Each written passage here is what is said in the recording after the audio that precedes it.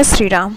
Chapter Excretory Product and their elimination. Excretion, the process of removal of metabolic waste like NS3, urea, uric acid, CO2, H2O, lactic acid, creatinine, etc. It also eliminate ions like K+, H+, etc. ठीक है. Creatinine क्या है? ये muscles waste है.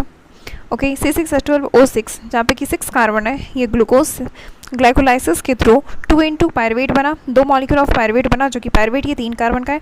Absence of oxygen में anaerobic respiration हो रहा, तो यहाँ पे लैक्टिक एसिड का फॉर्मेशन हुआ. और अगर एरोबिक रेस्पिरेशन हो रहा मतलब ऑक्सीजन के प्रेजेंस में, then carbon dioxide plus H2O plus 38 ATP form होता है. ओके. नाइट्रोजनस वेस्ट क्या क्या है? NS3, urea, uric acid. Okay, ammonotalism. Ammonotalism, the process of excretion of ammonia is called ammonotalism. NS3, highly toxic. Require large amount of water for its removal. ये radially soluble है, मतलब highly soluble in water. Okay, it diffuse out through body surface and gill membrane. It is removed as NH4 plus ammonium ion. Since highly toxic, no storage in the body. Kidney do not play significant role in its removal. Ammonotalic organism, animals that excrete NS3, bonifaces, aquatic insect, aquatic amphibian, example tadpole larva of frog, salamander. Ammonotalic organism, animals that excrete NS3, तो इसे कहेंगे ammonotelic organism. Okay. Example bony fish, aquatic insect, aquatic amphibian. Example tadpole larva of frog, salamander. Okay. Ureotelic, the process of excretion of urea ये less toxic है, 1 lakh times less toxic than NS3, less soluble in water. Due to less toxicity, some amount is stored in the body. That's why to maintain osmolarity. Okay. Ureotalic organism that excrete urea. Ureotalic organism किसे कहते हैं? Organism that excrete urea. Example mammals, terrestrial, amphibian, marine fishes. marine fishes में आती cartilaginous fishes, और फिर terrestrial amphibian में आया example frog, toad. Okay. Mammals, terrestrial, amphibian, example frog, toad, or marine fishes, cartilaginous fish. Okay. In mammals, NS3 and CO2 are converted into urea. Through urea cycle or ornithine cycle or Krebs-Henselt cycle in liver. Okay. सबसे ज़्यादा toxic क्या है? सबसे ज़्यादा toxicity देखें अगर तो NS3 ammonia की सबसे ज़्यादा, फिर यूरिया एंड देन फिर uric acid. Okay. Proteins are never stored in our body. Proteins perform a lot of function in our body. Once their requirement is over, the proteins are degraded in body. Proteins are never stored in our body. Proteins performs a lot of function in our body. Once their requirement is over, the proteins are degraded in the body. Proteins degraded in amino acid, and then amino acid से deamination होता, फिर पूरा process होता liver में, urea cycle चलता, and then उससे form होता amino acid से फॉर्म होता लीवर में यूरिया बनता, फिर वो हेपेटिक वेन में आता, हेपेटिक वेन से वो लीवर में जाता, हेपेटिक वेन से वो हार्ट में फिर गया. ये तो लीवर ही है, लीवर में ये यूरिया बना, यहाँ से निकला हेपेटिक वेन के थ्रू, वेन से निकला, तो अब इसके पास डीऑक्सीजनेटेड ब्लड है प्लस यूरिया, तो अब ये कहाँ गया? हार्ट में, फिर हार्ट से रीनल आर्टरी. ठीक है. रीनल आर्टरी से जब निकला फिर किडनी, फिर आउटसाइड द बॉडी. ओके. ये इन लीवर में हो रहा है, यूरिया साइकिल चल रहा. NS2 ग्रुप डोनेशन होता है यहाँ, amino acid aspartate, 3 ATP utilization, 4 phosphate utilization. Uricotelic, the process of excretion of uric acid. Uric acid C5H4N4O3, least toxic. Uric acid ये क्या? सबसे लिस्ट टॉक्सिक है, least soluble in water, release in the form of pellet or pest. Okay. Uricotalic organism that excrete uric acid. Organism that excrete uric acid. Example reptile, bird, land snails, and terrestrial insect. Example cockroach. Uricotalic organism that excrete uric acid. Example reptiles, birds, land snails, and terrestrial insect. Example cockroach. Okay. In humans, uric acid are also formed via purine metabolism. Purine से inosine बनता, and then फिर xanthine बनता, फिर उससे uric acid. Uric acid, excess amount of uric acid deposition in joint is termed as gout. Okay, सबसे पहले hepatic vein के through blood जो है जाता है हेपेटिक आर्टरी के थ्रू। आर्टरी ये ऑक्सीजनेटेड ब्लड गया लीवर में, एंड देन लीवर में यूरिया फॉर्मेशन हुआ, ठीक है, अमीनो एसिड से यूरिया फॉर्मेशन हुआ। अब फिर ये जब निकल रहा वहाँ से, कहाँ से निकल रहा, लिवर से, तो ये हेपेटिक वेन के थ्रू निकला क्योंकि ये डीऑक्सीजनेटेड ब्लड है, बट यहाँ पे यूरिया प्रेजेंट है। Liver drains urea into the blood which is living via hepatic vein, ठीक है। hepatic highest concentration of urea is found in the blood of hepatic vein, in the blood of hepatic vein that lives the liver। Okay, फिर उसके बाद hepatic when में सबसे ज़्यादा urea का concentration है, प्लस अदर वेन, सब other दूसरे वेन से मिला, and then go into inferior vena cava. Inferior vena cava में गया तो यहाँ पे यूरिया कॉन्सेंट्रेशन इंक्रीज़ हो गई।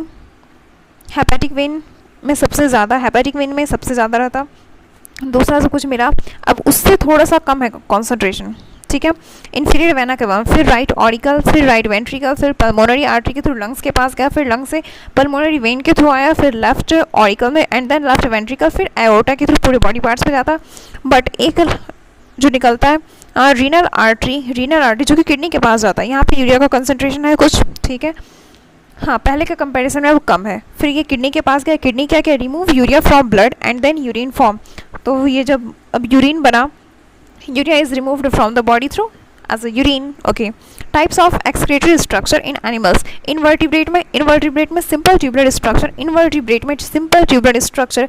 वर्टिब्रेट्स जो कि हैविंग वर्टिब्रल कॉलम, बैकबोन, उसमें कैसा होता, complex tubular organ, kidney, many nephron combined to form kidney, complex tubular organ kidney. Vertebrates में कैसा होता, वर्टिब्रेट्स में होता कॉम्प्लेक्स ट्यूबुलर ऑर्गन जिसे किडनी कहते हैं। Many nephron combined to form kidney, complex tubular structure, many nephron combined to form kidney. Okay, excretory structure और organism देखते हैं। प्रोटोनेफ्रीडिया और फ्लेम सेल्स, एग्जाम्पल किसमें रहता है ये, platyhelminthes, example planaria rotifers and some annelids and cephalochordate, example amphioxus और lancelet. Okay, हम प्रोटोनेफ्रीडिया और फ्लेम सेल्स, ये किस में रहता, platyhelminthes, example planaria rotifers, some annelids and cephalochordates, example amphioxus और लेंसलेट। ओके, फिर रेनिट सेल एच शेप का है ये, एग्जाम्पल एस्कहेल्मिन्थस और एस्करिस भी से कहते हैं, ठीक है। Nephridia, example earthworm and other annelids, nephridia, earthworm and other annelids. और फिर Malpighian tubule, example insect, example cockroach. Okay, green gland और एंटीनल ग्लैंड, ये क्रस्टेशियन में है, एग्जाम्पल प्राउन और क्रैब्स। ग्रीन ग्लैंड और antennal gland, crustacean, example prawn और crab. Green gland और antennal gland, crustacean, example prawns और क्रैब। ग्रीन ग्लैंड और कॉक्सल ग्लैंड, कॉक्सा किसमें, स्पाइडर के पैर में रहता कॉक्सा, तो ये एरेक्निड्स में स्पाइडर और scorpion, hemichordates, proboscis gland, vertebrates kidney, green gland और एंटीनल ग्लैंड, क्रस्टेशियन प्राउंस में, ग्रीन ग्लैंड और antennal gland, crustaceans, example prawns और क्रैब, ठीक है। ग्रीन ग्लैंड और कॉक्सल ग्लैंड, एरेक्निड्स, स्पाइडर और स्कॉर्पियन। ओके, अब देखते हैं human excretory system. Pair of kidney आता है इसमें, pair of ureter, urinary bladder and urethra. Okay, kidney is situated between last thoracic T12 and third lumbar L3 vertebrae. Kidney is found in lower abdominal cavity. Kidney reddish brown bean shape structure, 10 to 12 centimeter length, 5 to 7 centimeter width, 2 to 3 centimeter thickness, और 120 to 170 ग्राम इसका wait है। Weight of kidney 120 to 170 gram. Okay, right kidney slightly lower है, क्यों, क्योंकि उसके ऊपर liver present होगा, that's why ये थोड़ा लोअर है किसके कंपैरिजन में, लेफ्ट किडनी के कंपैरिजन में। राइट साइड लीवर रहता है, इस वजह से राइट किडनी थोड़ा स्लाइटली लोअर प्रेजेंट है लेफ्ट किडनी के कंपैरिजन में। ओके, यहाँ पे यूरिन फॉर्मेशन होता है किडनी में। ह्यूमन एक्सक्रीटरी सिस्टम में ये किडनी आता, फिर यूरेटर आता और यूरिनरी ब्लैडर और urethra. Okay, kidneys are retroperitoneal in position behind peritoneum. ये आगे वेंट्रल है, ये पेरिटोनियम हो गया, इसके पीछे यहाँ पे किडनी प्रेजेंट है डोर्सल साइड में। Okay, floating ribs 11th and 12th ribs provides partial protection to kidney. Okay, dorsally, yes. अब देखते हैं स्ट्रक्चर। हाँ, एक चीज़ और, ये पीछे इस साइड से अगर देखें तो ये दिखेगा कॉन्वेक्स साइड और आगे ये concave notch.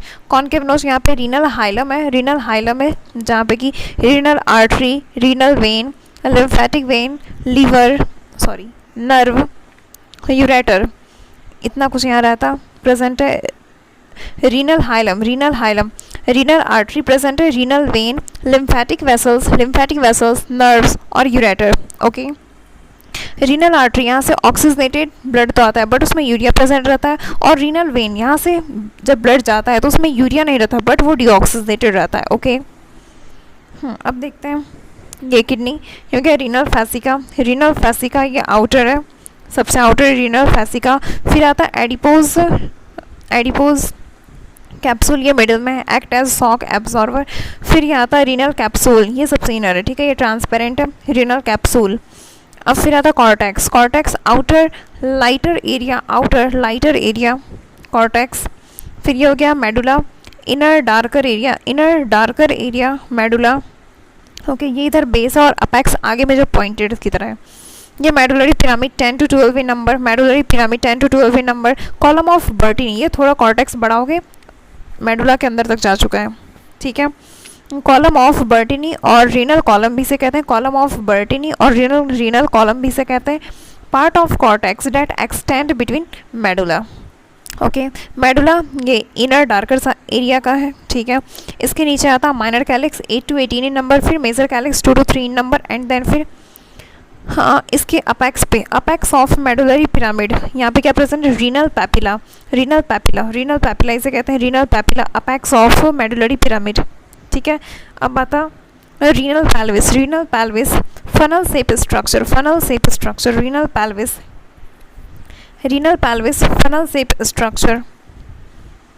Pelvis funnel shape structure. फिर ये हो गया यूरेटर। ओके, रीनल पैपिला ये क्या है, अपेक्स ऑफ मेडुलरी पिरामिड।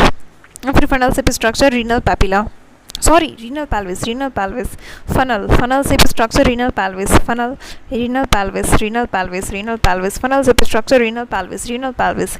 अब देखते हैं ureter muscular distensible tube, distensible मतलब stretchable, muscular distensible tube 25 to 30 centimetre long, carry urine from kidney to urinary bladder, oblique opening है इसका, ठीक है। ट्रांजिशनल एपिथेलियम से बना है, यूरोथैलियम से। ओके, यूरिनरी ब्लैडर ये सिंगल है, muscular distensible bag like structure, storage of urine 700 to 800 ml, storage of urine 700 to 800 ml। Okay, ये यूरेटर हो गया, यूरेटर इधर एंटीरियर है और इधर पोस्टीरियर है, ठीक है। हाँ, ये जिधर एंटीरियर है यहाँ पे ये डिट्रूसर मसल्स हो गया, डिट्रूसर मसल्स, लॉन्गिट्यूडनल मसल्स आउटर है, ये लॉन्गिट्यूडनल मसल्स, डिट्रूसर मसल्स जो है यहाँ पे जो ये एंटीरियर साइड है, सबसे ऊपर सेरोसा लेयर है, ये आधा तक ही है। फिर नीचे जो पोस्टीरियर साइड है, इधर क्या है, एडवेंटिशिया, इधर है सेरोसा और इधर है एडवेंटिशिया, ठीक है। अब इसके नीचे आता है detrusor muscles, longitudinal muscle outer है, फिर circular muscle and then inner, फिर से लॉन्गिट्यूडनल मसल्स है, ठीक है। लॉन्गिट्यूडनल मसल्स आउटर, फिर सर्कुलर मसल्स मिडल में है, फिर लॉन्गिट्यूडनल मसल्स इनर है। ओके, ठीक है। अब सबसे अंदर में जो है यहाँ पे ट्रांजिशनल एपिथेलियम है प्लस लामाइना प्रोप्रिया, ट्रांजिशनल एपिथेलियम ये सबसे inner. Okay, stretch receptor present है यहाँ पे। हो गया ओपनिंग ऑफ यूरेटर, ठीक है, स्ट्रेच रिसेप्टर प्रेजेंट है ट्रांजिशनल एपिथेलियम पे। ओके, ये अंदर में जो है ये हो गया internal sphincter involuntary, internal sphincter ये इनवॉलंटरी हमारे कंट्रोल में नहीं है, ये कहाँ पे प्रेजेंट है, इंटरनल यूरेथ्रल ऑरिफिस के बगल में वहीं पे है, ठीक है। फिर बाहर में जहाँ पे एक्सटर्नल यूरेथ्रल ओपनिंग है, ऑरिफिस ओपनिंग को ही कहते हैं, ठीक है, यहाँ पे प्रेजेंट है एक्सटर्नल स्फिंक्टर, ये वॉलंटरी है, okay. Micturition, release of urine, it is due to micturition complex, it is due to micturition complex, it is voluntary process, it is voluntary process when urinary bladder fills around 200 to 400 ml, stress receptor का activation हो जाता है, stress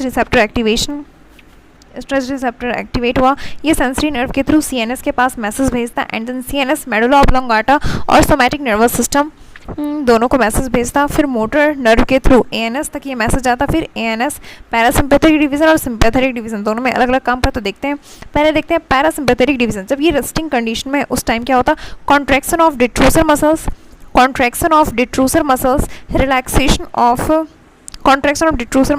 relaxation of internal sphincter, ये जैसे relax होता तो somatic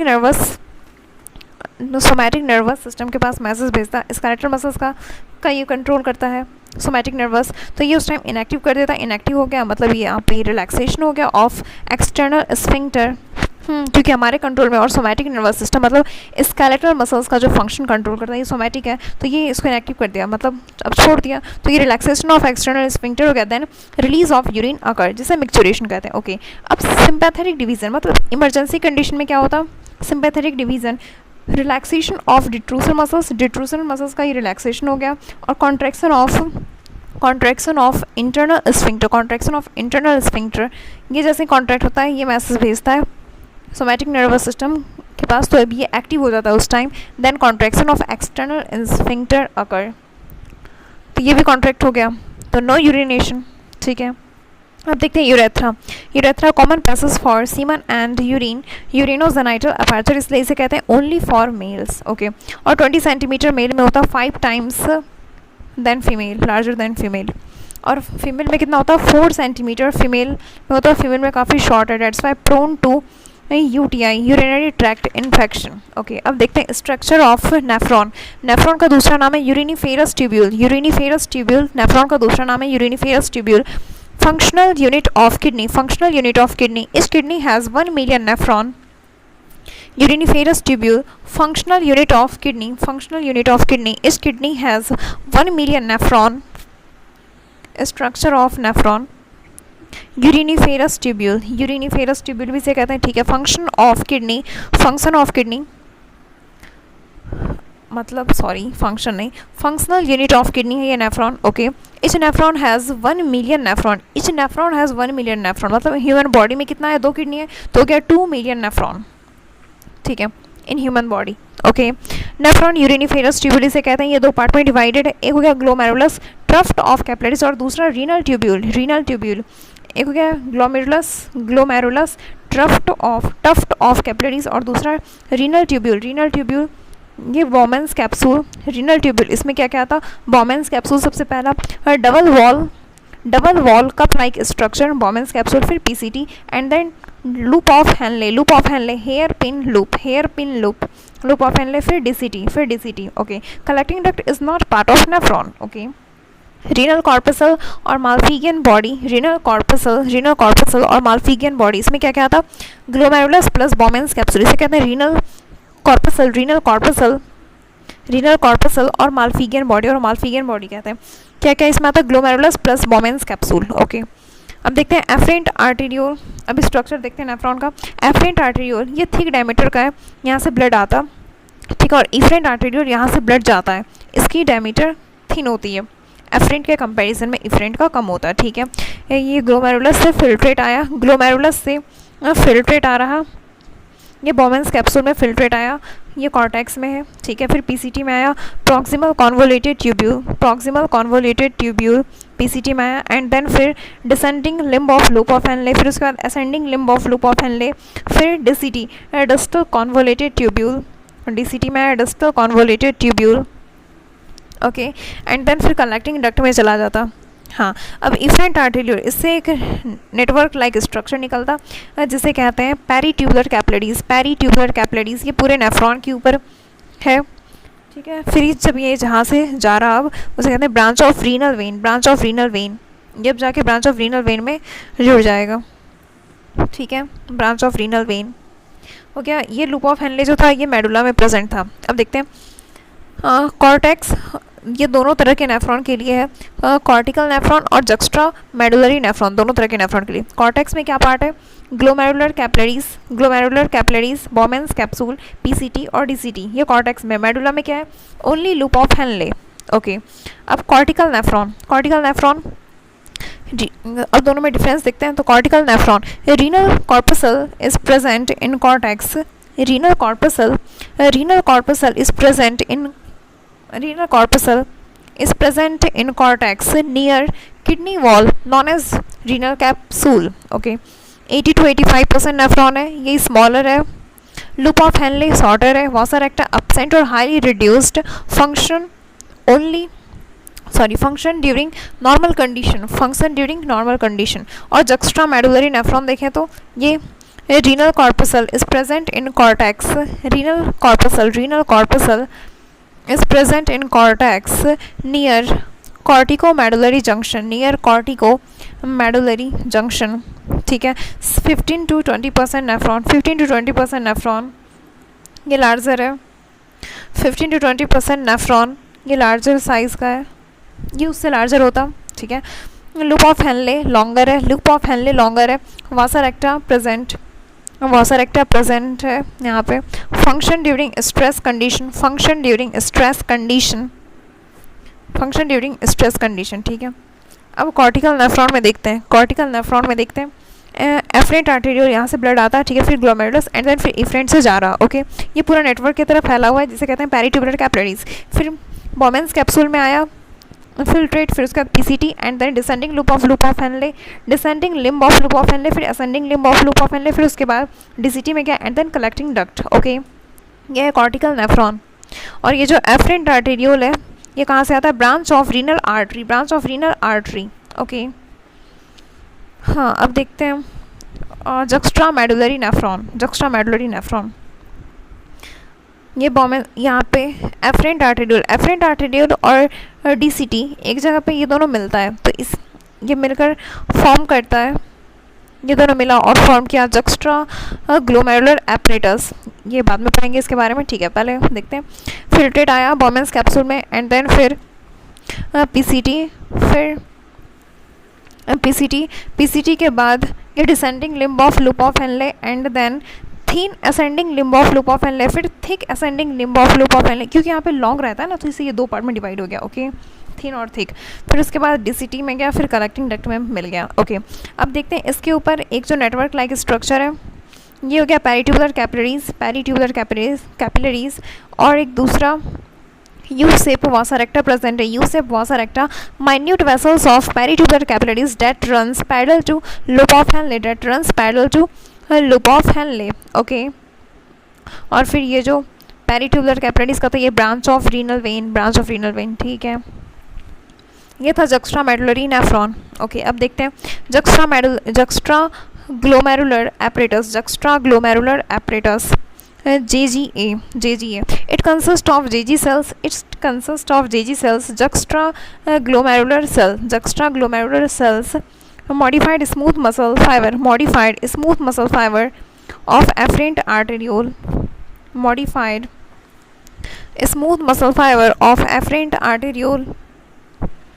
JG cells, juxtaglomerular cells, JG cells, modified smooth muscle fiber of afferent arteriole का smooth muscles। हाँ, afferent arteries में तो स्मूथ मसल्स रहता है मिडल में। तो यहाँ पे क्या हो जाता है? जक्स्ट्रा ग्लोमेरुलर सेल्स में modified smooth muscle fibre of afferent arteriole plus macula densa, ये क्या है? Denser cells of DCT, macula densa, denser cell of DCT, ये कॉलमनार सेल में कन्वर्ट हो जाता है। पहले होता है क्यूबॉइडल सेल का, बट ये मॉडिफाई हो कैसा हो जाता है? Columnar cells. Salt sensing cells, यहाँ पे Na+ को ये सेंस कर सकता अब। ओके, ये एफरेंट प्लस डीसीटी, एफरेंट का हो गया ये modified smooth muscles of afferent arteriole, ठीक है, और दूसरा मैक्युलर डेंसर क्या हो गया, ये डीसीटी का denser cells of DCT. Okay, function of JGA, function of JGA juxta glomerular apparatus, if GFR decrease, मतलब ग्लोमेरुलर फिल्ट्रेशन रेट अगर कम हो रहा या फिर बीपी कम हुआ, ब्लड वॉल्यूम कम हुआ, देन जीएफआर कम हो गया इस वजह से, ठीक है। तो activation of macular denser, activation of macular denser, JGA secretes renin, RENIN, renin, it increase BP, it increases BP और GFR, then blood volume भी increase हो गया। Okay, it secretes erythropoietin, it secretes erythropoietin, erythropoiesis increase formation of RBC, it secretes erythropoietin, erythropoiesis increase formation of RBC। okay, it secretes calcitriol active form of vitamin D, calcium absorption को जो कि increase कर देता, ठीक है। अब देखते हैं फिल्ट्रेशन मेम्ब्रेन, फिल्ट्रेशन मेम्ब्रेन 3 चीज़ से मिलकर बनता फिल्ट्रेशन मेम्ब्रेन। सबसे पहला एंडोथेलियम, एंडोथेलियम ऑफ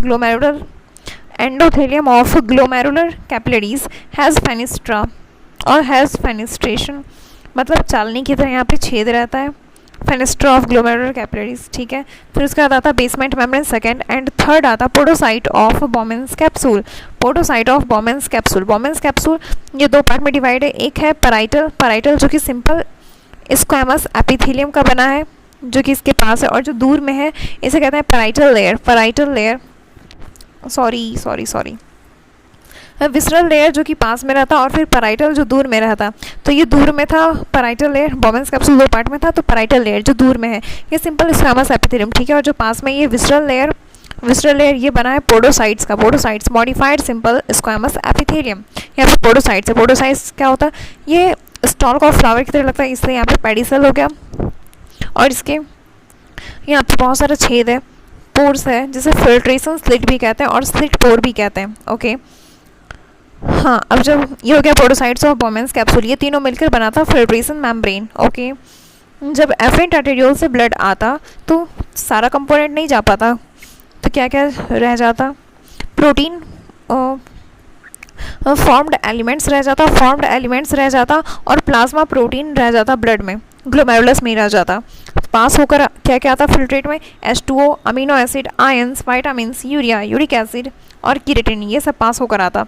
मतलब सबसे पहले जब ब्लड पास होता फेनिस्ट्रा ऑफ ग्लोमेरुलर कैपिलरीज से, तो फॉर्म्ड एलिमेंट्स तो रह जाता, लार्ज प्रोटीन पास होता, फिर वो बेसमेंट मेम्ब्रेन से आगे पास नहीं हो पाता, तो वो वापस आ जाता इसमें। मतलब क्या क्या रह गया ब्लड में, मतलब ग्लोमेरुलस में क्या क्या रह गया, formed elements plus large protein या फिर प्लाज्मा प्रोटीन रह गया। ओके, फिर इधर जो आया अभी हम लोग देखें फिल्ट्रेट में क्या क्या था, H2 amino acid, ions, vitamins, urea, uric acid, keratin. Okay, इतना कुछ आ पाया। अब देखते हैं पैसेज ऑफ यूरिन, ये कॉर्टेक्स हो गया और ये मेडुला। कॉर्टेक्स में जो ये पीसीटी आता, ठीक है, फिर उसके बाद पीसीटी के बाद लूप ऑफ हेनले में आया, फिर डीसीटी, फिर कलेक्टिंग डक्ट में गया। Many collecting duct converge to duct of Bellini, many collecting duct converts to duct of Bellini बना, ठीक है। duct of Bellini converts to renal papilla, apex of medullary pyramid, renal papilla, and then फिर ये कहाँ गया, minor calyx। यहाँ पे filtration को यूरिन कहते हैं, यूरिन बोलने लगते हैं, कहाँ पे, माइनर कैलिक्स। ओके, सबसे पहले ये many collecting duct converse to duct of Bellini, फिर डक्ट ऑफ बेलिनी कन्वर्स हुआ रीनल पैपिला में, जो कि मेडुलर कहाँ पे प्रेजेंट है, अपेक्स ऑफ मेडुलरी पिरामिड, और फिर ये रिलीज़ हुआ माइनर कैलिक्स में। एनसीईआरटी में डायरेक्ट माइनर कैलिक्स दिया है, ठीक है। माइनर कैलिक्स, फिर मेजर कैलिक्स, फिर रीनल पेल्विस, फिर ureter, and then urinary bladder, फिर यूरेथ्रा, उसके बाद outside the body. Okay, urine formation it occurs in 3 step, glomerular filtration, tubular reabsorption, tubular secretion. Glomerular filtration, tubular reabsorption और tubular secretion. सबसे पहला होता glomerular filtration, ultra filtration जिसे कहते हैं। During filtration plasma enters in capsular space except plasma protein, ठीक है। सबसे पहले फिल्ट्रेशन हो गया ग्लोमेरुलर फिल्ट्रेशन, फिर ट्यूबुलर रीअब्जॉर्प्शन जो यहाँ से रीअब्जॉर्ब करके ले रहा ब्लड वेसल्स में, ठीक है। फिर ट्यूबुलर सिक्रेशन, सिक्रीट करके दे रहा इसमें, ओके, ब्लड वेसल से सिक्रीट करके दे रहा उसमें रीनल ट्यूब्यूल में, हाँ ठीक है। ये हो गया एफरेंट आर्टेरियोल, ये फिर इफरेंट जहाँ से निकल रहा है यहाँ पे सिक्रीट हो रहा, रीनल कैप्सूल से कहेंगे, कैप्सुलर स्पेस, ओके। अब देखते हैं सबसे पहला glomerular filtration. Net filtration pressure कितना आता, GHP minus BCOP plus CHP equals to 55 minus 30 plus 15 equals to 55 minus 45 equals to 10 mmHg। Net filtration pressure 10 mmHg। GHP ये पॉजिटिव प्रेशर है। Glomerular hydrostatic pressure, pressure exerted by the blood on the wall of glomerular blood capillaries, ये 55 mmHg है, ठीक है। फिर second BCOP blood colloidal osmotic pressure, pressure exerted by the plasma protein, pressure exerted by the plasma protein, ये negative pressure, और ये कितना होता है 30 mmHg, ओके। उसके बाद फिर आता CHP ये नेगेटिव प्रेशर है। Capsular hydrostatic pressure, capsular hydrostatic pressure, pressure exerted by the filtrate already present in the capsular space, ये 15 mmHg। कहाँ ये प्रेजेंट है, कैप्सुलर स्पेस में, अच्छा। Capsular hydrostatic pressure, pressure exerted by the filtrate already present in the capsular space, वो बोमेंस capsule में जो है प्रेजेंट, इसके द्वारा, तो ये भी नेगेटिव हो गया, हाँ ठीक है। अब देखते हैं renal blood flow, renal blood flow, volume of blood filtered bye kidney पर minute, renal blood flow, volume of blood filtered bye kidney पर मिनट, ये 1100 to 1200 ml पर मिनट है, जो कि 1/5 of volume of blood pumped out by each ventricle पर minute. Each ventricle कितना हो रहा है, अप्रॉक्स 5 लीटर होता, और ये इसका 1/5 है, okay. 1100 to 1200 ml per minute, renal blood flow, volume of blood filtered bye kidney पर मिनट, ठीक है। अब देखते हैं रीनल प्लाज्मा फ्लो, RPF ये कितना है 625 ml पर मिनट, क्योंकि आता तो सिर्फ प्लाज्मा ही है, कहने का है ये ब्लड फ्लो, ओके। अब glomerular filtration rate GFR, glomerular filtration rate GFR ये कितना है 125 ml per minute, 125 ml per minute, जितना फिल्ट्रेट ग्लोमेरुलर से फिल्टर हो रहा पर 1 मिनट में, ठीक है। आई 180 लीटर पर डे और 99% दिस 180 लीटर पर डे, ठीक है। 99% of this reabsorbed in tubular protein, 99% of this reabsorbed in tubular portion, 99% of this is reabsorbed in tubular portion. I urine formation होता 1 to 1.5 litre per day, 1 to 1.5 litre per day. Filtrate fraction FF equals to GFR upon RPF into 100, GFR 125 upon RPF कितना है 625 into 100 equals to 15 to 20%, okay. अब देखते हैं, और यहाँ पे जब BP कम होता, तो GHR भी कम होता, ग्लोमेरुलर हाइड्रोस्टैटिक प्रेशर कम हो गया तो GFR कम हो गया, ग्लोमेरुलर फिल्ट्रेशन रेट कम हो जाता, देन यूरिन आउटपुट भी डिक्रीज हो जाता, ओके। अब देखते हैं tubular reabsorption PCT, breast border tubular reabsorption, reabsorb हो रहा तो PCT, breast border cuboidal epithelium, breast border cuboidal epithelium क्योंकि माइक्रोविलाई प्रेजेंट रहता है, क्यों माइक्रोविलाई प्रेजेंट होता है इसलिए दिखता है ये brush border cuboidal epithelium. Increase surface area for absorption, ठीक है। 70 to 80% reabsorption of electrolyte and maximum reabsorption of water passively takes place here, okay. Nearly all essential nutrients reabsorb, glucose Na plus amino acid ये तीनों actively reabsorb होता, glucose Na plus और amino acid, glucose Na plus और amino acid actively reabsorb होता। Cl minus HCO3 minus ये passively reabsorb होता, okay. Loop of Henley approx 5%, loop of Henle यहाँ पे अप्रॉक्स 5% रीअब्जॉर्प्शन होता। मिनिमम एब्जॉर्प्शन यहाँ होता असेंडिंग लिम्ब, मिनिमम रीअब्जॉर्प्शन यहाँ पे होता असेंडिंग लिम्ब में सबसे कम, असेंडिंग लिम्ब में सबसे कम, असेंडिंग लिम्ब में सबसे कम, ठीक है। अब देखते हैं डिसेंडिंग लिम्ब, ये क्या है permeable to water, descending limb permeable to water but impermeable to electrolyte, mix filtrate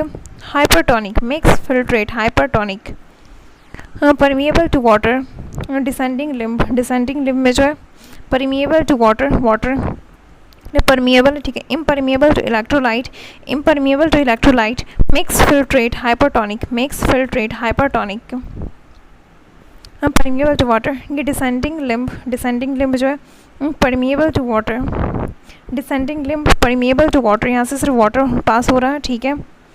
तो वाटर सब जब निकल गया तो अब यहाँ पे कंसंट्रेशन, और इम्परमिएबल टू इलेक्ट्रोलाइट मतलब इलेक्ट्रोलाइट यहाँ से नहीं निकल पा रहा, पानी निकल गया तो कंसंट्रेशन कैसा बचा, फिल्ट्रेट कैसा हो गया, मिक्स फिल्ट्रेट हाइपरटोनिक, बहुत ज़्यादा कंसंट्रेटेड हो चुका है, ठीक है। फिर असेंडिंग लिम्ब, ये परमिएबल टू इलेक्ट्रोलाइट, तो यहाँ से NaCl बाहर आ रहा, और इम्परमिएबल टू वाटर, तो ऊपर जाते जाते सिर्फ NaCl तो सारा बाहर आ गया, बस पानी बचा, तो मतलब हाइपोटोनिक हो गया, फिल्ट्रेट हाइपोटोनिक हो गया, ओके। अब देखते हैं जब पीसीटी में यहाँ पे आइसोटोनिक रहता है, remains the same in PCT 300 milli osmol per litre, ठीक है। जब इससे नीचे जा रहे हैं, descending limb of loop of Henle में यहाँ से H2O बाहर आ रहा, NaCl बस रह गया, तो नीचे जाते जाते हाइपरटोनिक हो गया, कंसंट्रेशन बहुत ज़्यादा हो गया, descending limb of loop of Henle यहाँ पे हाइपरटोनिक हो गया। फिर उसके बाद जब असेंडिंग में आते हैं तो थीन से तो पैसिवली निकल रहा क्योंकि पतला है, तो यहाँ से NaCl आराम से निकल जाता है, तो thin ascending limb of loop of Henle, यहाँ पे सिंपल स्क्वामस से यहाँ पे NaCl पैसिवली आराम से निकलता है, बट उसके ऊपर जब जाते हैं देन वहाँ पे NaCl एक्टिवली निकलता है। Thick ascending limb of loop of Henley, ठीक है, तो यहाँ पे एक्टिवली निकलता क्योंकि ज़्यादा मोटा है, ओके।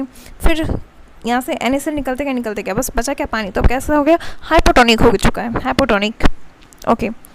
अब आते हैं डीसीटी 10 to 15%, डीसीटी 10 to 15% यहाँ पे होता रीअब्जॉर्प्शन। डीसीटी में सिंपल क्यूबॉइडल एपिथेलियम का बना है डीसीटी, सिंपल क्यूबॉइडल एपिथेलियम का डीसीटी बना है। Conditional reabsorption of NaCl and water, takes place here, okay. SCO3 minus का रीअब्जॉर्प्शन यहाँ से भी होता है, SCO3 माइनस का रीअब्जॉर्प्शन यहाँ से भी होता है, और पीसीटी से भी होता है, और डीसीटी से भी, okay. Conditional reabsorption of NaCl and H2O, okay. तो पीसीटी में जो है यहाँ से SCO3 का होता है reabsorption, NaCl H2O nutrient K plus का सिर्फ और सिर्फ रीअब्जॉर्प्शन पीसीटी से ही होता। और यहाँ पे सिक्रीशन क्या क्या होता है, H प्लस और NH3 का यहाँ पे सिक्रीशन होता पीसीटी में, ठीक है। हाँ, अब जब डिसेंडिंग था तो पानी निकल रहा था, और असेंडिंग में NaCl बाहर निकल रहा था, ओके। फिर डीसीटी में NaCl H2O SCO3 माइनस, ये तीनों का यहाँ से रीअब्जॉर्प्शन होता है, और सिक्रीट यहाँ पे क्या करता K plus H plus NH3, okay. और फिर कुछ यूरिया जो है कलेक्टिंग डक्ट से आता, और फिर ascending limb of loop, thin ascending limb of loop of Henle में आके मिक्स होता, और फिर maintain osmolarity of the medullary interstitium, okay. अब देखते हैं डीसीटी में जब डिहाइड्रेशन होता, मतलब वाटर की क्वांटिटी काफ़ी कम हो गई है, डिहाइड्रेशन हो चुका है, मतलब वाटर लॉस काफ़ी ज़्यादा हो गया, इसलिए डिहाइड्रेशन हो गया होगा, ठीक है। तो इस टाइम क्या होता है, ऑस्मो रिसेप्टर्स एक्टिवेशन होता है, ये हाइपोथैलेमस को मैसेज भेजता, जो कि थ्रस्ट सेंटर है, ये मैसेज भेजता पोस्टीरियर पिट्यूटरी को, जो कि वैसोप्रेसिन और ADH anti diuretic hormone, posterior pituitary के पास ये मैसेज भेजता है हाइपोथैलेमस पोस्टीरियर पिट्यूटरी के पास मैसेज भेजा, जो कि वैसोप्रेसिन और ADH एंटी डायूरेटिक हार्मोन है, और वैसोप्रेसिन पोस्टीरियर पिट्यूटरी ये सिक्रीट करता ADH एंटी डायूरेटिक हार्मोन, जिसे कहते हैं वैसोप्रेसिन, ठीक है। ये क्या करवाता, reabsorption of H2O from DCT and collecting duct, reabsorption of H2O from DCT and collecting duct, reabsorption of water from DCT and collecting duct, ठीक है। तो फिर अब लेस यूरिन फॉर्मेशन हो रहा, तो अब फिर से पानी का अमाउंट बढ़ जाएगा बॉडी में, ओके। और दूसरा GFR ग्लोमेरुलर फिल्ट्रेशन रेट जब डिक्रीज़ हो जाता, तो ये मैक्युला डेंसा के पास मैसेज सेंड करता, मैक्युला डेंसा एक्टिवेट हो जाता। जैसे ही GFR कम होता तो मैक्युला डेंसा एक्टिवेट हो जाता, मैक्युला डेंसा एक्टिवेट हुआ तो फिर जेजी सेल्स सिक्रीट रेनिन, और फिर रेनिन एड्रीनल कॉर्टेक्स से एल्डोस्टेरॉन सिक्रीट करवाता, जिसे मिनरलोकॉर्टिकॉइड भी कहते हैं। ये Na एंड H2, तो ये क्या करता है, reabsorption of NaCl and H2O from DCT, reabsorption of NaCl and H2O from DCT, okay. और फिर 4th नंबर पे आता collecting duct water reabsorption, ADH के प्रेजेंस में, ये कंडीशनल है, हाँ कंडीशनल है। अब tubular secretion of nitrogenous waste, creatinine, H+, K+, etcetera, H+ for pH balance, K+ for sodium potassium balance, okay. In PCT secretion of urea, H+ ion, NH4+ ion, creatinine occur. In PCT secretion of urea, H+ ion, NH4+ ion, creatinine occur. In PCT secretion of urea, PCT जो in PCT secretion of urea, H+, NH4+ ion, creatinine occur. In DCT H+, K+, NH3, in DCT H+, K+, NH3, and collecting duct में K+ and H+ ion, collecting duct में K+ and H+ ion, okay. अब देखते हैं osmolarity क्या होता है, solute content upon amount of solvent, जैसे for example 100 ml of water है, इसमें 20 ग्राम NaCl डाले, और फिर दूसरा सॉल्यूशन जो B है, यहाँ पे 100 ml H2O है और इसमें 100 ग्राम NaCl डाले, तो ऑस्मोलैरिटी B की ज़्यादा है A के कंपैरिजन में, okay. Blood osmolarity 300 milli osmol per litre, urine 1 to 1.5 litre per day, urine formation कितना होता है 1 to 1.5 litre per day, pH 6.0, slightly acidic है ये, ठीक है, स्लाइटली एसिडिक, पर day 25 to 30 gram per day, 25 to 30 gram urea excrete out from body, urine जो produce हो रहा है, ठीक है, पर day 25 to 30 gram urea excreted out from body, per day 25 to 30 gram per day, 25 to 30 gram urea excreted out from body, creatinine, uric acid and excess ions are also removed, light yellow colour due to urochrome और urobilin, okay. अब देखते हैं counter current mechanism.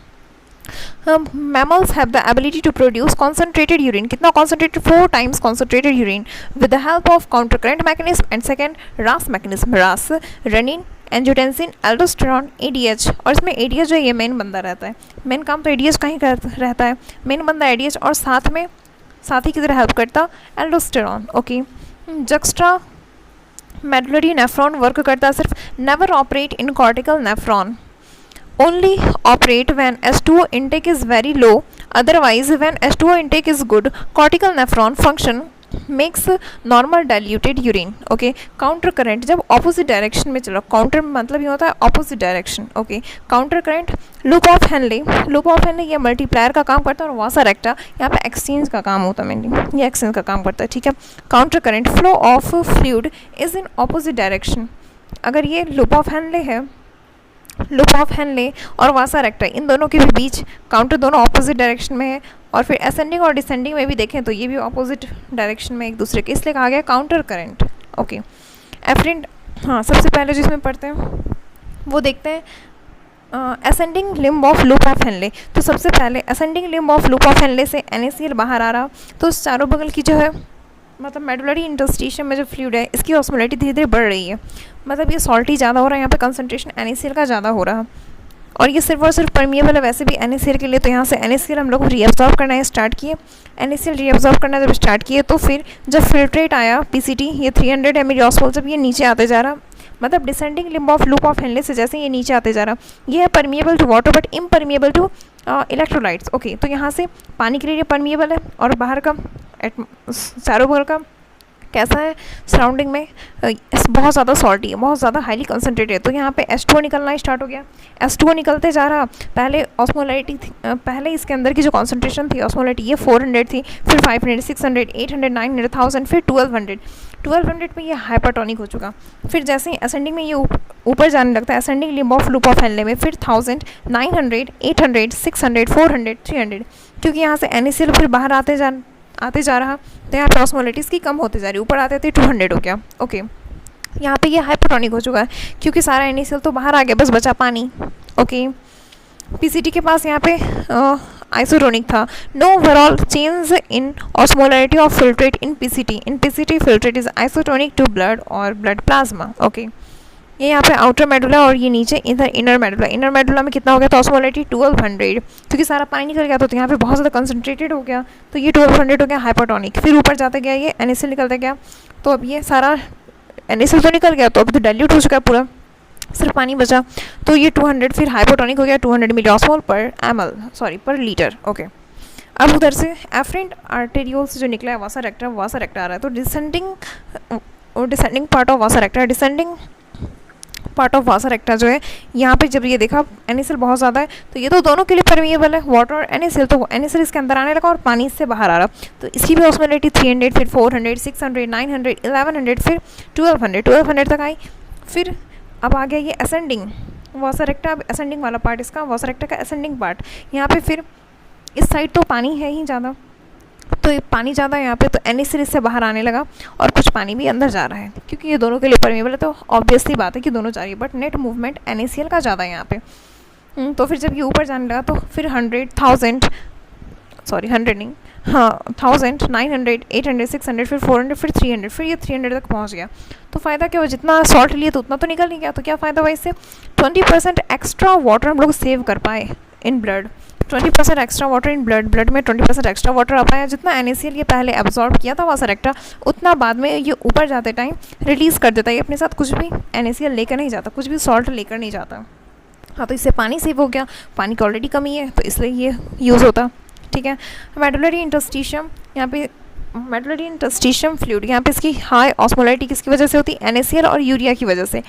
Okay, blood osmolarity कितनी है? 300 milliosmole per litre. Okay, जब osmoreceptor activate होता तो hypothalamus message भेजता पोस्टीरियर पिट्यूटरी और पोस्टीरियर पिट्यूटरी रिलीज करवाता ADH, एंटी डायूरेटिक हार्मोन. तो ADH के प्रेजेंस में क्या होता? ये DCT, latter part of DCT और कलेक्टिंग डक्ट, यहाँ से भी H2O का रीअब्जॉर्प्शन स्टार्ट हो जाता. ठीक है, ADH की वजह से. और फिर यूरिया में अब देखते हैं यूरिया की ऑस्मोलरिटी कितनी होती.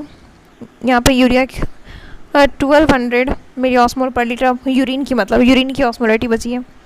यूरिया भी यहाँ पे ऑस्मोल लाइट की तरह काम करता है. ठीक है, latter part of DCT and collecting duct पे प्रेजेंट होता है. प्रिंसिपल सेल्स प्रेजेंट होता जो कि हैव एक्वापोरिन्स, इसलिए यहाँ से वाटर मूव कर पाता आराम से. ओके, अब देखते हैं regulation of kidney function. Regulation of kidney function first by hypothalamus decrease blood volume और डिक्रीज ब्लड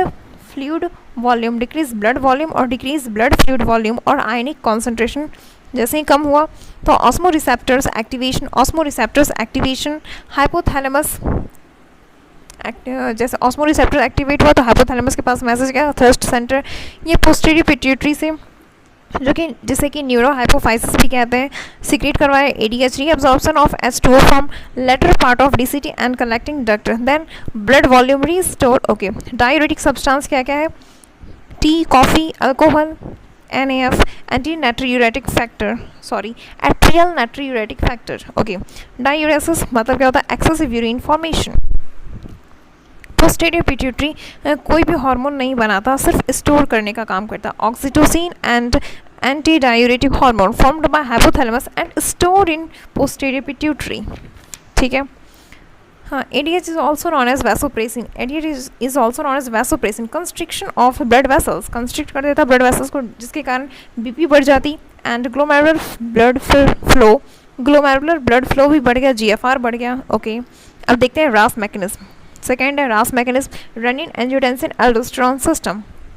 जब ब्लड वॉल्यूम कम होता और BP कम होता, ग्लोमेरुलर ब्लड फ्लो कम होता, GFR भी कम हो जाता. ठीक है. तो इसके बाद क्या होता? जब सब कुछ कम हो गया, macula densa activation,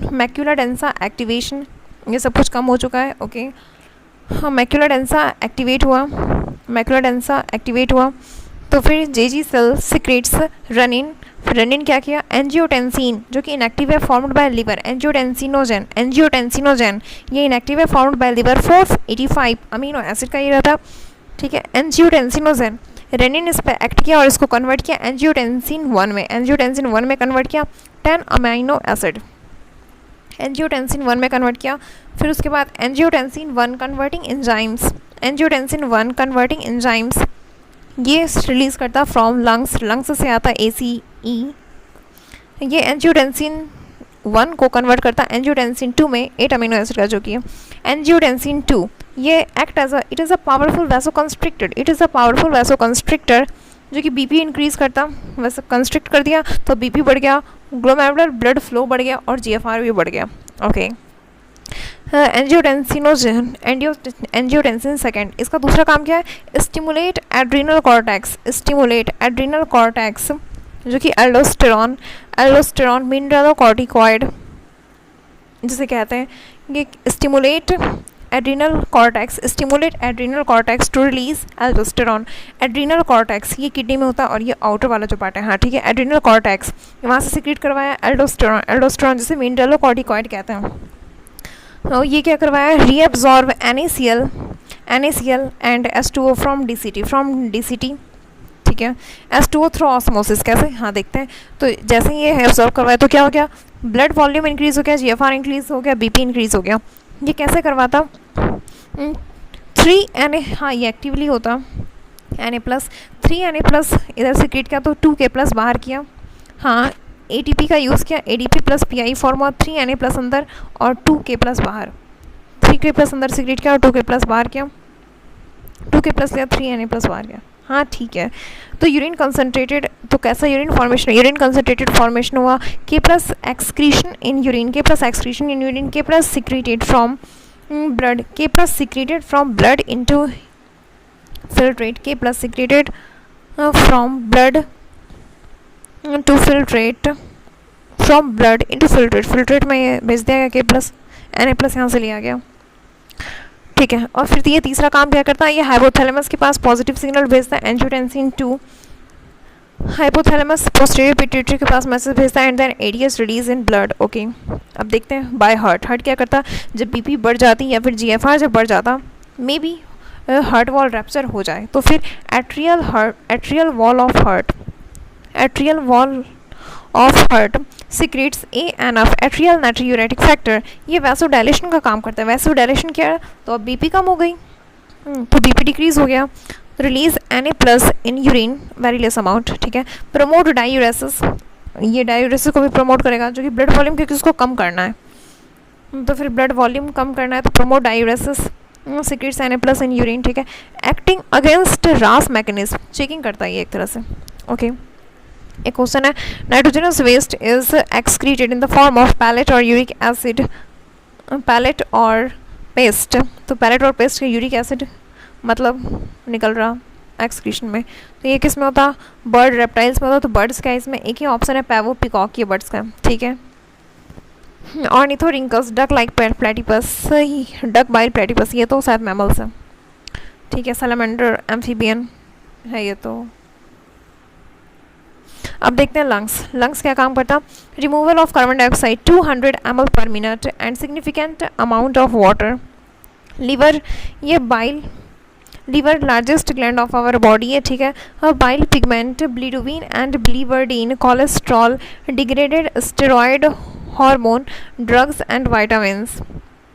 bile pigment, bilirubin and biliverdin, ठीक है, cholesterol, degraded steroid hormone, drugs and vitamins, they comes out of body as faeces, digestive waste की तरह सब निकलता है। हाँ, ये लीवर करता है ये सब सिक्रीट, ये टेस्ट में आया था। Bile pigment, बिलिवर्डिन, cholesterol, degraded steroid hormone, drugs and vitamins, ये सब लीवर सिक्रीट करता है। ओके, HDL, ये कोलेस्ट्रॉल जो यहाँ पे ब्लड वेसल से लीवर तक लेके जाता है, HDL जो कि HDL है, ये क्या करता है? कोलेस्ट्रॉल, HDL, ठीक है हेल्दी वाला है, हाँ HDL था हेल्दी वाला ना, हाँ।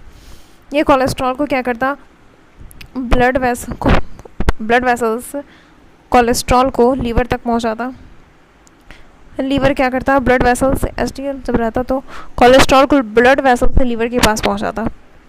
Liver forms bile salt, cholesterol का क्या काम है? Forms steroidal hormone, provide stability to plasma membrane, forms vitamins, form bile salt. Okay, skin, इसमें 2 ग्लैंड है, एक हो गया sudoriferous gland, sweat gland. Primary function क्या है इसका? कूलिंग इफेक्ट ये शो करता है, ठीक है। Sweat, NaCl, urea, lactic acid, H2O, ये स्वेट रिलीज करता है, NaCl, यूरिया, लैक्टिक एसिड और H2O।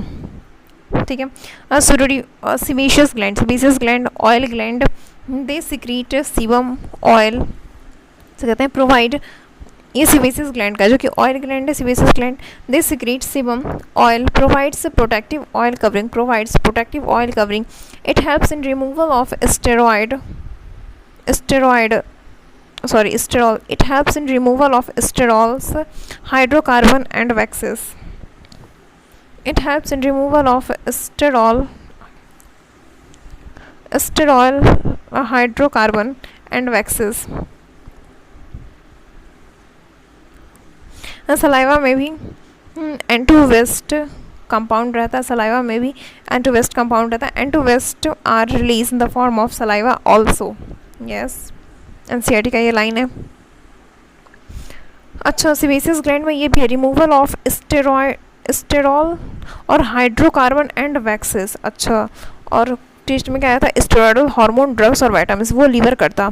ठीक है, सीबेसियस ग्लैंड क्या रिमूव करता है, sterol, hydrocarbon and waxes. Okay, urine light yellow colour का यूरोक्रॉम की वजह से। ठीक है, characteristic order slightly acidic, pH 6.25 to 30 gram of urea eliminated out पर day, 1 to 1.5 litre per day, जिसमें से कि 95% H2 और 5% electrolyte, urea, uric acid, creatinine, K+H+ etcetera.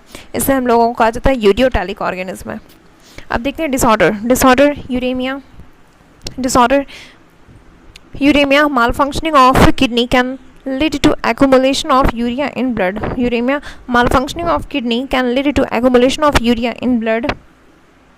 Okay, hemodialysis ये क्या होता है, आर्टिफिशियल किडनी जिसे कहते हैं, हीमोडायलिसिस आर्टिफिशियल किडनी कहते हैं।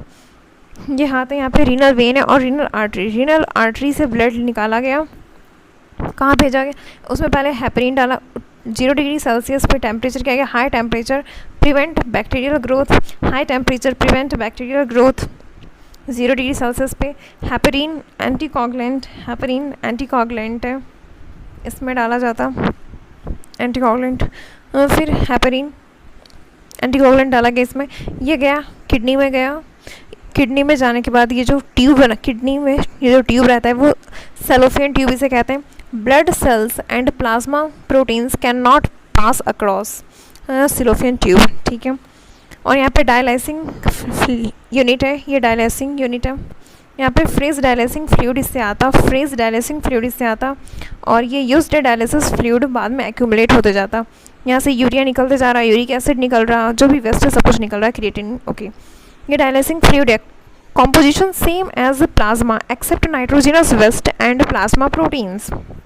Yes, ठीक है, फिर जब ये हो गया, इसे वेस्ट निकाल लिया गया, अब इसको वार्म किया गया और एंटी हेपरिन डाला गया, मतलब वार्म किया गया मतलब बॉडी टेम्परेचर पे लाया गया 37 डिग्री सेल्सियस, और इसमें एंटी हेपरिन डाला गया। फिर उसके बाद रीनल वेन में डाला गया। रीनल वेन में क्यों डाला है, क्योंकि वेन जो है हार्ट के पास आएगा एंड देन हार्ट पंप करेगी एओर्टा के थ्रू पूरे बॉडी पार्ट्स में ब्लड, तो ये यहाँ से क्लीन ब्लड जाएगा, इसलिए रीनल वेन में डाला गया। ओके, अब देखते हैं एक्यूट किडनी फेलियर और renal failure. Kidney transplantation is the only option अगर रीनल फेलियर हो गया या फिर एक्यूट किडनी फेलियर है। Kidney transplantation is the only option. यहाँ पे टी सेल्स होता है जिसे सेल मीडिएटेड इम्यून सिस्टम कहते हैं, वो यहाँ काम करता है, gives immunosuppressive medicine cyclosporin A. Okay, twins, sibling, parent, close relative और डोनर का, ये सब डोनर दे सकता है तो ज़्यादा सक्सेस रेट की चांस बढ़ जाती है अगर ट्विन दे रहा, सिबलिंग, पेरेंट, क्लोज रिलेटिव दे रहे तो। Okay, renal failure it is a condition when both our kidney stop working. ये कैसे हो सकता है, चाहे मर्करी पॉइजनिंग या फिर अनकंट्रोल्ड ट्यूबरक्लोसिस या फिर excessive use of pain killer और या तो हाइपरटेंशन, हाई ब्लड प्रेशर से भी हो सकता किडनी फेलियर। ओके, अब देखते हैं रीनल कैल्कुलाई किडनी स्टोन जिसे कहते हैं, स्टोन और insoluble mass of oxalate, calcium oxalate, renal calculi कहते हैं। Okay, glomerulonephritis, inflammation of glomerulus, nephritis मतलब ये होता है इन्फ्लेमेशन, तो glomerulonephritis, inflammation of glomerulus, glucosuria, presence of glucose in urine, ketonuria, presence of ketone bodies in urine, also released during starvation.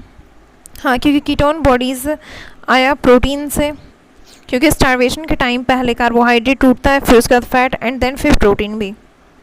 तो ये ketone bodies आ रहा स्टारवेशन के भी टाइम आता है, ठीक है। और या तो अब जब ग्लूकोज यूरिया मतलब ग्लूकोज मिल रहा है यूरिन में और कीटोन बॉडीज़ मिल रहा है यूरिन में, तो ये क्या चीज़ का इंडिकेटिव है?